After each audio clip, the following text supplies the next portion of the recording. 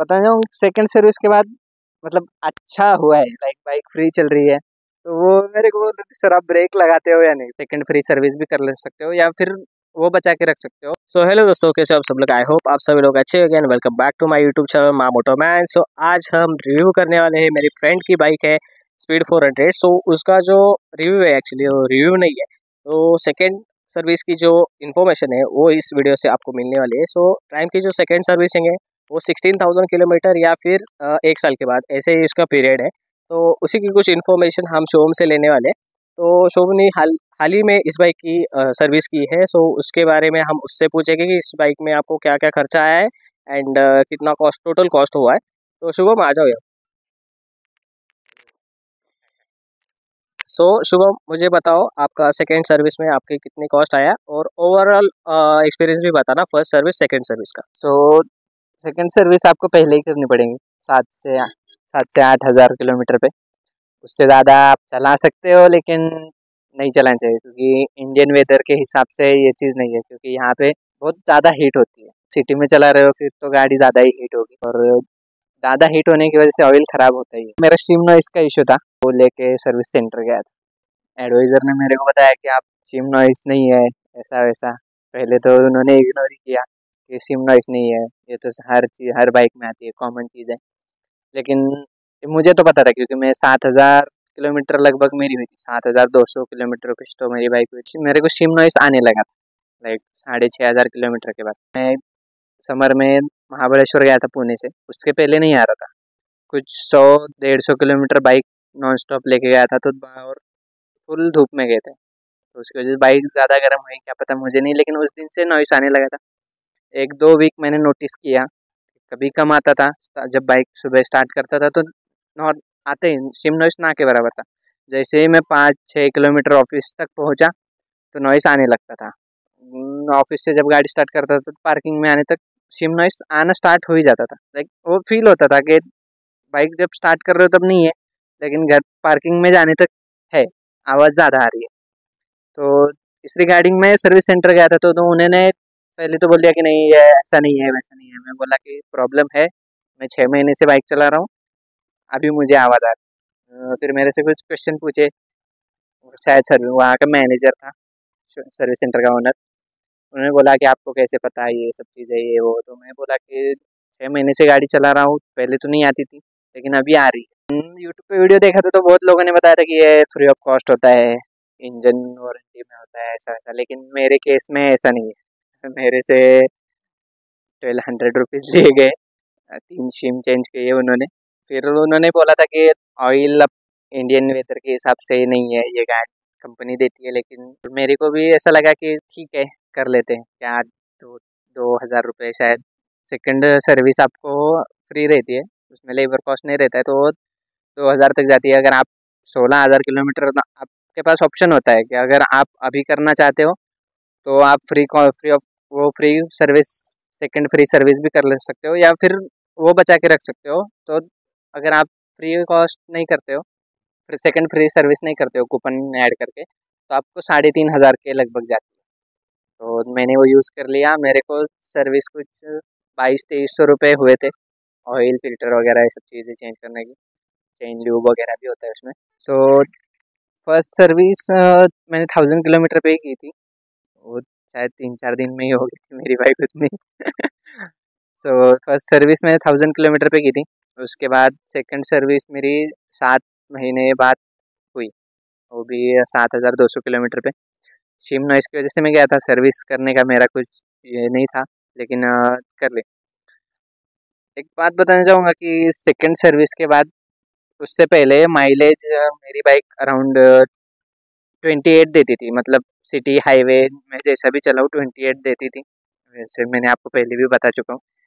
लेकिन सर्विस से पहले 1-2 वीक मेरी बाइक मतलब माइलेज कम होता जा रहा था, 24 तक आ गया था, 25-24 धीरे धीरे धीरे कम हो रहा था। फिर सेकंड सर्विस का वो भी बताया मैंने, लेकिन उसका कुछ शायद उन्होंने उसको इग्नोर ही किया होगा सर्विस सेंटर पे। सो बाइक सर्विस कराने के बाद 1 वीक तक तो सेम माइलेज दिया, 25-26 ऐसा। लेकिन अभी शायद 1 महीना हो चुका है, तो अभी लास्ट वीक से मैं अभी माइलेज मेरा इंक्रीज़ हुआ है।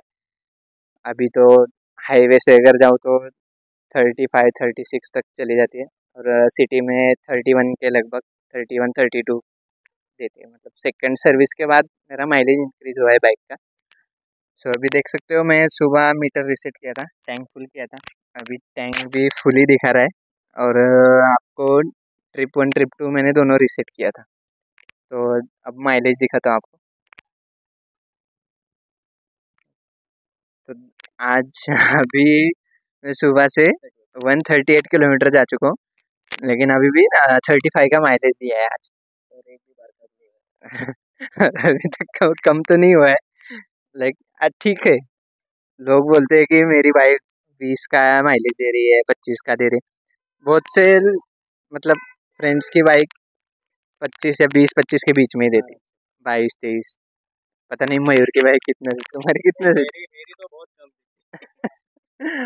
सो है, सेकंड सर्विस के बाद माइलेज भी इंक्रीज हुआ है। एक्सपीरियंस तो ठीक है। और शिम नॉइस का बताना चाहूँगा, 2 वीक तक तो शिम नॉइस सेम था। लाइक शिम चेंज किया था, 3 शिम चेंज किए थे, कॉस्टी कुछ 1200 रुपये। लेकिन मुझे स्टार्टिंग में ऐसा नहीं लगा कि कुछ 1200 रुपये ऐसे ही गए। लेकिन अभी शिम नॉइस नहीं आता।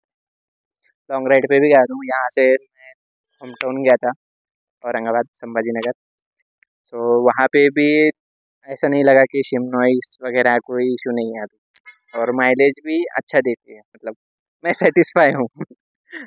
सो गाइज अभी हम क्या करते हैं, एक एक करके दोनों बाइक चालू करके दिखाते हैं। जो सिम नॉइज़ का आवाज़ है मैंने भी ठीक करवाया था, बट इतना कुछ मुझ में मतलब फ़र्क नहीं मुझे दिखाई दिया। बट अभी शुभम बोल रहा है कि उसने जो सिम नॉइज़ चेंज की है तो उसमें ज़्यादा फ़र्क महसूस हो रहा है। सो अभी हम क्या करेंगे, अभी शुभम की बाइक हम स्टार्ट करके देखेंगे।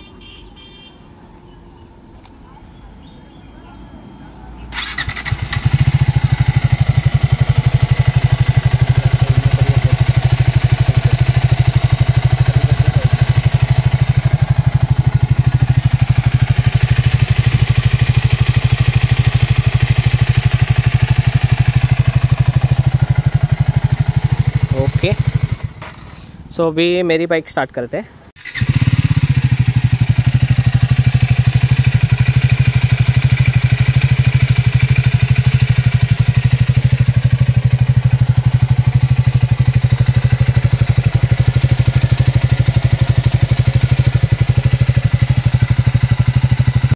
तो अभी हमने दोनों बाइक चालू करके रख दी है, तो दोनों बाइकों का आवाज़ देखिए।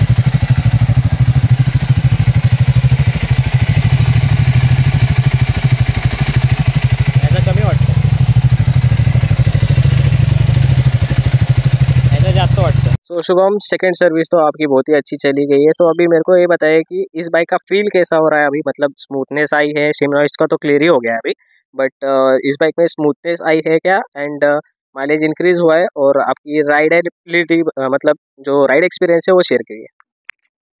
तो बताना चाहूँगा कि सेकंड सर्विस के बाद इम्प्रूव हुआ है, परफॉर्मेंस भी अभी ठीक दे रही है। इंजन साउंड भी मतलब ठीक आ रहा है अभी, पहले थोड़ा मेरे को ज़्यादा आ रहा था, अभी इंजन साउंड भी मेरे को कम, मतलब कम दे रही है। और जो एग्जॉस्ट फायरिंग होती है वो भी अभी ठीक आ रही है, मतलब एकदम टाइट है सब। सही से आ रही है। सेकंड सर्विस के बाद अच्छा हुआ है, लाइक बाइक फ्री चल रही है। वो ब्रेक का इशू था मेरा, क्योंकि मेरे ब्रेक पैड घिसते थे बाइक चलते टाइम। वो तो स्टार्टिंग में मैंने उनको बोला भी था, लेकिन वो बोले कि सर अभी ब्रेक्स नए, ब्रेक पैड नया है, तो थोड़ा बहुत तो घिसेगा। फ्रंट ब्रेक को कुछ इशू नहीं था, लेकिन जो रियर ब्रेक है वो डिस्क इतनी हीट हो जाती थी 5-6 किलोमीटर में, बहुत ज़्यादा। लेकिन अभी फ्री हो चुकी है, अभी ब्रेक पैड भी घिस चुके हैं, लाइक 60% तो घिस ही चुके हैं। लेकिन ठीक है, अभी बाइक को मेरे को 8 महीने हो चुके हैं, लाइक आज तो 9,000 किलोमीटर हो जाएगी बाइक। लेकिन ब्रेक पैड अभी भी मैं चेंज नहीं की। अब वो मेरा ड्राइविंग है या वो मेरे को पता नहीं, लेकिन अभी तक तो चेंज नहीं किए। फ्रंट के तो अभी बहुत है। देखो सर्विस सेंटर पे जब गया था कि उन्होंने भी चेक किया था, तो वो मेरे को बोल रहे थे, सर आप ब्रेक लगाते हो या नहीं, फ्रंट का ब्रेक लगाते हो? मैं बोला हर बार लगाता हूँ। लेकिन वो बोले कि सर आपका ब्रेक पैड फ्रंट का कुछ भी यूज़ नहीं हुआ है, लाइक 30% ही खराब हुआ है, 70% है। तो अभी तो आपको 1 साल चला जाएगा अगर आप ऐसे यूज़ कर सकते हो तो। लेकिन बैक का शायद और 6 महीने में चेंज करना पड़ेगा। तो 50% यूज़ हो चुका है। ब्रेक बाइट अभी ठीक ठाक है, मतलब ऐसी भी नहीं है, लेकिन ब्रेकिंग अच्छी है बाइक की।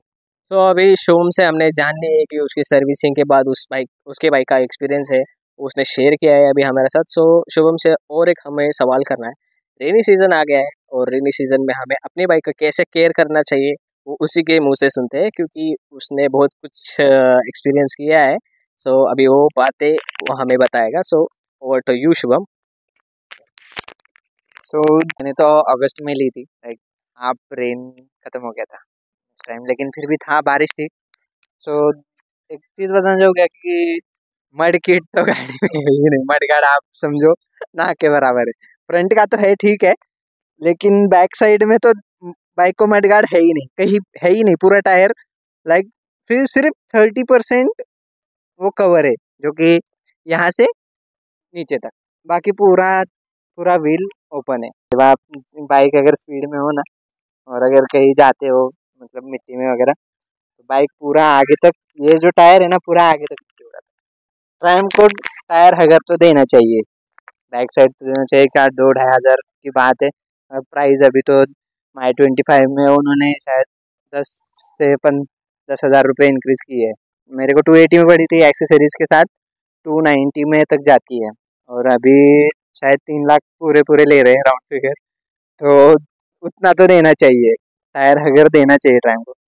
जैसे आफ्टर मार्केट देखा है 2-3, लेकिन फिर उसका इशू है कि आपको साड़ी गार्ड निकालना पड़ेगा। एक बार एक इंसिडेंस हुआ था कि ये साड़ी गार्ड होने के बावजूद भी दुपट्टा चला गया था मेरी वाइफ का इसमें, ब्रेक में। दुपट्टा मतलब पूरा ले लिया था उसने। वो तो अच्छा हुआ कि वो निकल गया उसके शोल्डर से। एक एडवांटेज ये है कि चेन उस साइड है, उस साइड एग्जॉस्ट है, तो उसकी वजह से वहाँ कुछ वो कवर है चेन।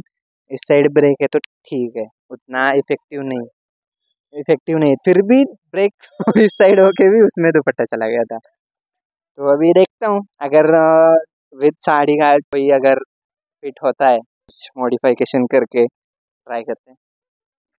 सो गाइस यही था कुछ अपना एक एक्सपीरियंस शुभम के साथ। आई होप आपको ये वीडियो अच्छा लगा होगा। अगर ये वीडियो आपको अच्छा लगा हो तो लाइक कीजिए, शेयर कीजिए एंड सब्सक्राइब कीजिए मेरे चैनल को माँ मोटो मैथ्स। मिलती है अगली वीडियो में। Bye guys.